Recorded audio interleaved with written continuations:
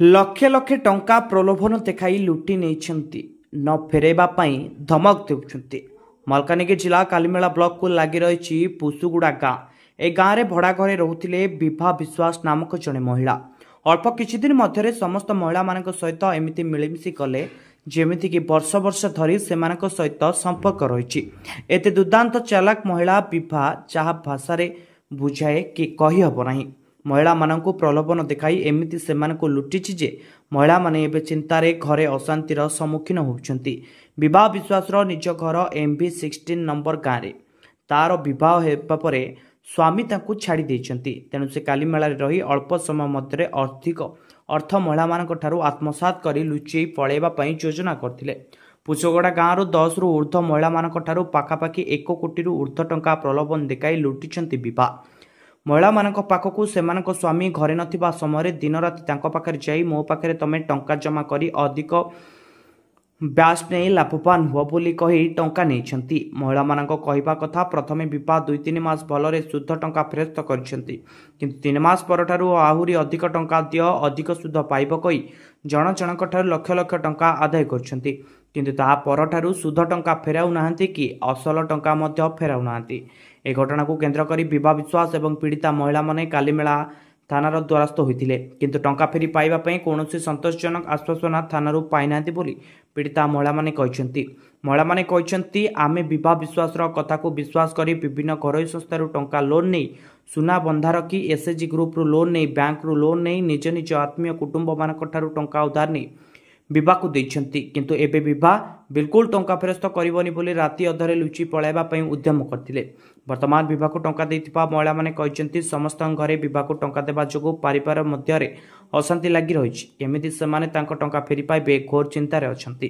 तेणु राज्यर मोहन माझी सरकारक पाखरे हाथ जोड़ी गुहारी करछन्ति जो भली भाबरे शीघ्र तांको टंका फेरी पाइबे ताहा पई उत्तम पदक्षेप नेबा पई। मलकानगिरी जिला कालीमेला ब्लॉक अंतर्गत पुसुगड़ा गाँव रु गोविंद मंडल को रिपोर्ट न्यूज ओडिया 30। से कहूतिला जे हमें रखिबो पैसाटा भलो ये करूची हम तुम पैसा डेवलप घरे रखी करी तुम कोन करबे तुम ये ग्रुप रे रखी करी कोन करबे टंकाटा डेवलप हो मो पाखरे दियो बोली से कहूतिला। से लोभ देखाई देला जे हम बेसी पैसा देबो तुम पैसा टिके दियो।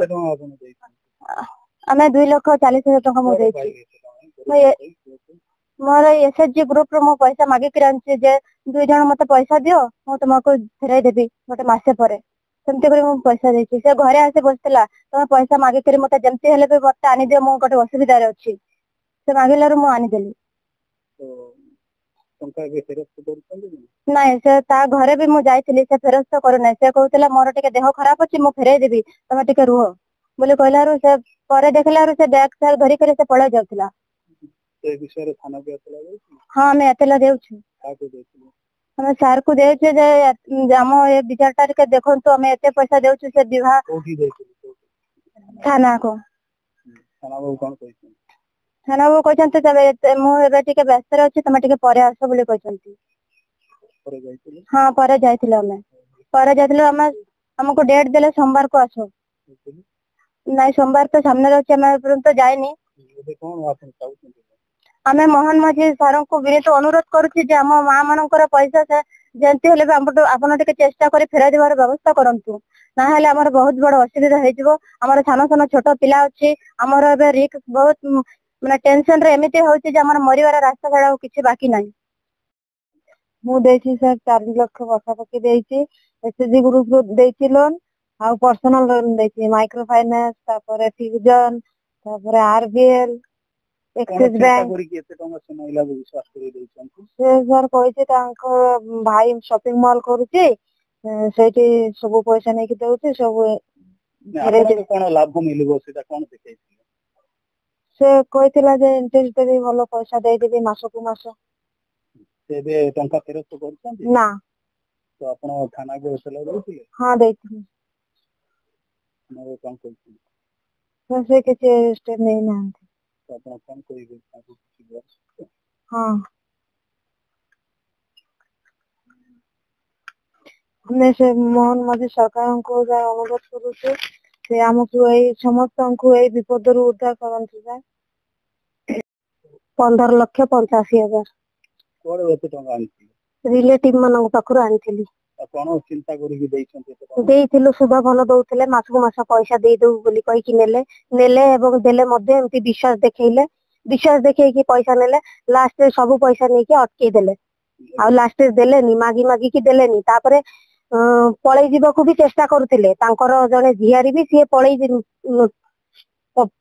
ମାନେ ପଳେଇ ଗଲେ ଅଲରେଡି ତାଙ୍କର ଭାଇ ବି ଜଣେ ଆସିଥିଲେ ପଇସା ଦବାର ପ୍ରତିଶ୍ରୁତି ଦେଇକି ବି ପଳେଇ ଗଲେ 2-3 ଜଣ ମହିଳାକୁ ପ୍ରତିଶ୍ରୁତି ଦେଲେ ଯେ ମୁଁ ପଇସା ଦେବି ବୋଲି କହିକି ପଳେଇ ଗଲା ପରେ ଆମେ ଯୋଉଠି ଜାଣିପାରିଲୁ ଯେ ସେମାନେ ପଳେଇ ଯାଉଛନ୍ତି ବୋଲି ତାହେଲେ ଆମେ ସବୁ ମହିଳା ମାନେ ଯାଇକି ରହିଲୁ ନା ଦେଖ ଆମ ପଇସା ଟା ଦିଅ ଆଉ ଆମେ ବହୁତ ଅସୁବିଧାରେ ଅଛୁ ଯାହାଠୁ ପଇସା ଆଣିଛୁ ଆମେ ଦେଇପାରୁନୁ ସେମାନେ ଆମ ଘରେ ଆସିକି ବସୁଛନ୍ତି ପଇସା ପାଇଁ ସେ ପଇସା ଦେବି ବୋଲି କହିକି ମାନେ ପଳେଇ ଯିବାର ପ୍ଲାନ୍ କରୁଥିଲେ ଆମେ ସେ ବ୍ୟାଗ୍ ଫ୍ୟାଗ୍ ସବୁ ଆମେ ଧରିକି ରଖିଲୁ ଥାନାରେ ସେମାନେ ଏତଲା ଦେଲା ପରେ ଆମକୁ ଡକେଇଲେ ଆମେ ବି ଗଲୁ ଆମର ଯାହା ଲିଖିତ ସେମାନେ ଆକ୍ସେପ୍ଟ କଲେନି ନ କଲାରୁ ଆମେ ନିରାଶ ହେଇଗଲୁ ଥାନାରୁ